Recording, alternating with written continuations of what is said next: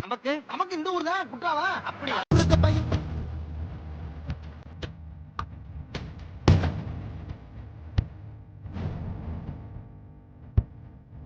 சாமி நம்ம பார்த்த பாத்தீங்க அதையே இவனை திருலிங்க கூப்பிடணும். அன்ன கிளி அடியால மரக்கிழவண்ண கிளி நல்லபடி